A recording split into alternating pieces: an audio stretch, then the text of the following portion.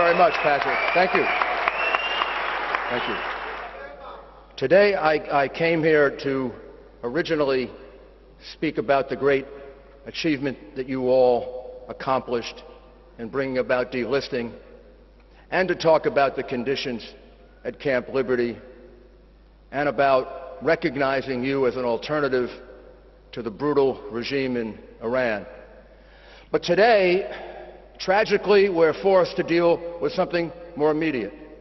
Today, we're forced to deal with murder, cold-blooded murder that occurred just a few hours ago. Shame on the United Nations and shame on the United States Department of State.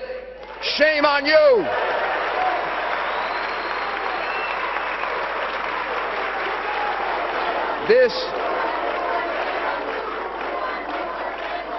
These murders this morning did not have to take place.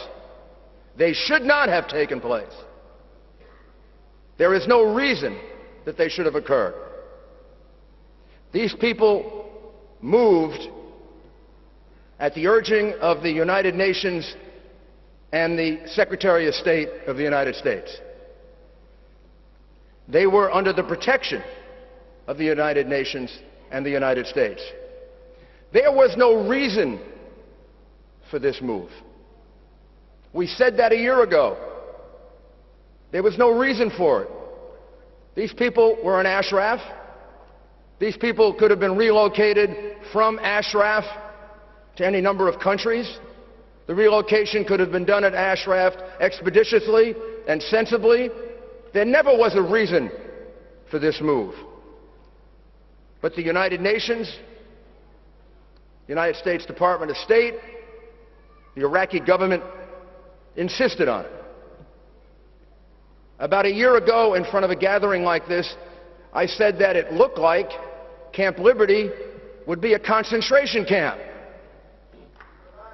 When I met on, I believe it was July 1st of 2012, with Martin Kubler in Paris, with Judge Mukasey present and a number of our colleagues, he was insulted that I called it a concentration camp.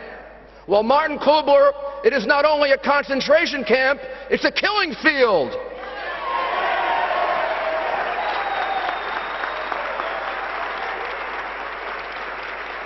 And you, Martin Kubler, watched it become a concentration camp. You allowed it to become a concentration camp, and you permitted it to become a killing field, and the responsibility is directly on your hands. You shouldn't resign.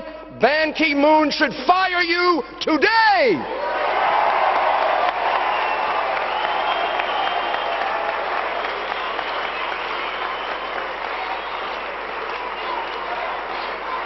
I am Martin Kubler. I am personally outraged because you lied to me, you lied to Judge Mukasey, you lied right to our face. You lied to Madam Rajavi. You're a liar. And the blood of these people is on your hands.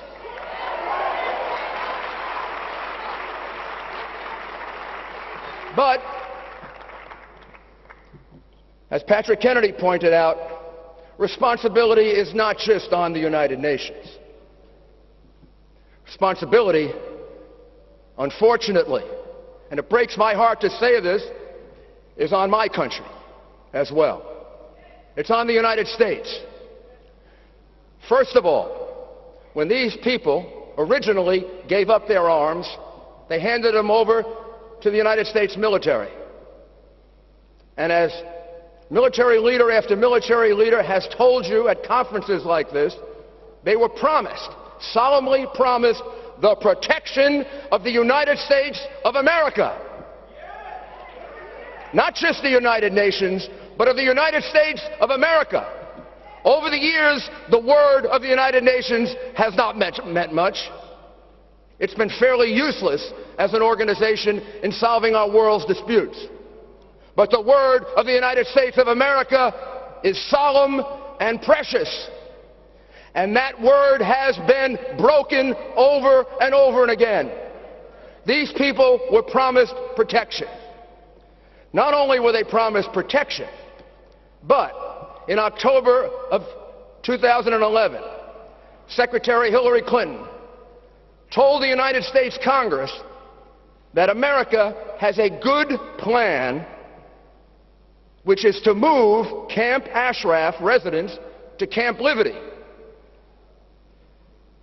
Secretary Clinton, in her statement on December 25, 2011, regarding the relocation to Camp Liberty, stated that the United States, quote, welcomes this important step toward a humane resolution to the ongoing situation at Ashraf. The UN effort, she said, has our full support. She also stated that officials from the United States Embassy, Baghdad, will visit Camp Liberty regularly and frequently. They have not visited regularly and frequently. Not only has that promise been broken, but the most important promise has been broken. The promise to help keep these people safe. And when the attack took place this morning, and people were being murdered, and rockets were being fired into the camp, where was the United States to vindicate its promise of protection? Nowhere. Nowhere in sight. This is dishonorable. The United States must stand by its promise. The President of the United States should lead from the front, not from behind.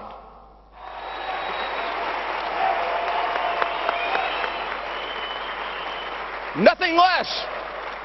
Nothing less will suffice. Yes, move them to Ashraf.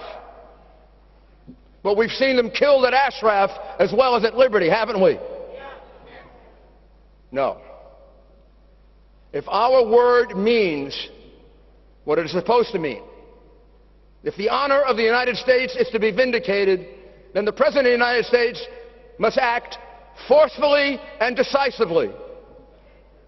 We have an obligation. There's no choice but to live up to our word, and nothing less will suffice.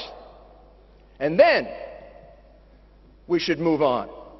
We should move on to the agenda that has us here originally, which is to recognize this organization for what it is, the best hope for a free, democratic, decent, and non-nuclear Iran.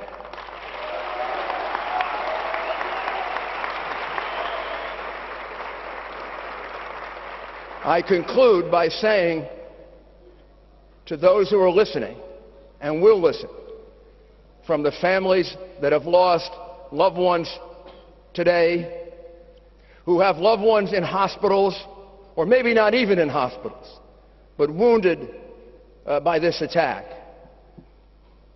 Our heart goes out to you, our prayers go to you, and most importantly, we've stood with you, but we stand with you now with even more conviction and with even more determination that these lives will not have been lost in vain.